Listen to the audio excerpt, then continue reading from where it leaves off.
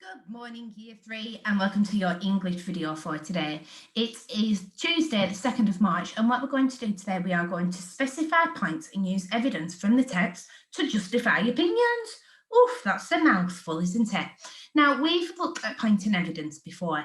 Now, point is when somebody says something, and then when we find the evidence, that backs up the point. But sometimes the point isn't true. Sometimes the point can be false. And if that's the case, we need to find the evidence to back up that point is false, okay? So here I have got the grid that what you're going to be working on today. So we've got some of the points. Now there's a point missing here. And we've got this point is going to be true, and this is the evidence what you're going to what's in the text. So you've got to go back on yourself and you've got to create what you think the point might be.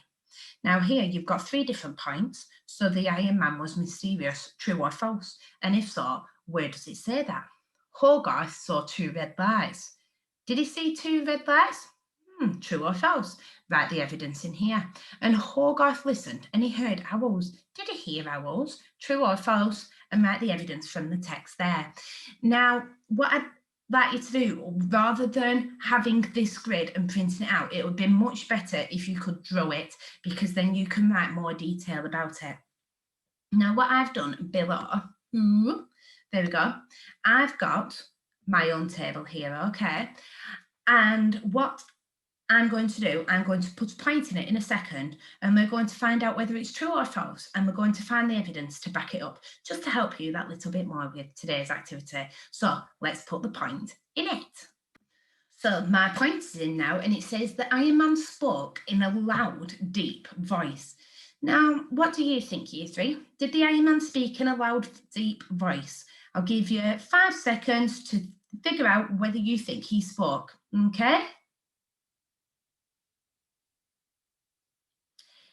If you said false, he did not speak in a loud, deep voice, you are absolutely correct, because the Iron Man has not said a word, has he? Even when he fell into that hole that all the farmers had built, he has not spoken a word. So what I'm going to do, I'm going to write false. And then I'm going to write my evidence that the Iron Man hasn't spoke yet. So the Iron Man has not said I'm going to write a single word, because that's even one word. A single word yet. All that has happened, and I'm going to write about the clanging of his iron when he's moving.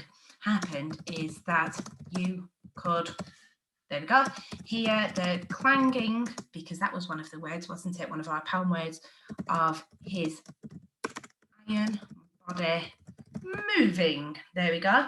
So as you can see, my evidence has filled up quite a bit of a chunk, hasn't it? Which is why I've said, please, can you draw it rather than just copying it from the page.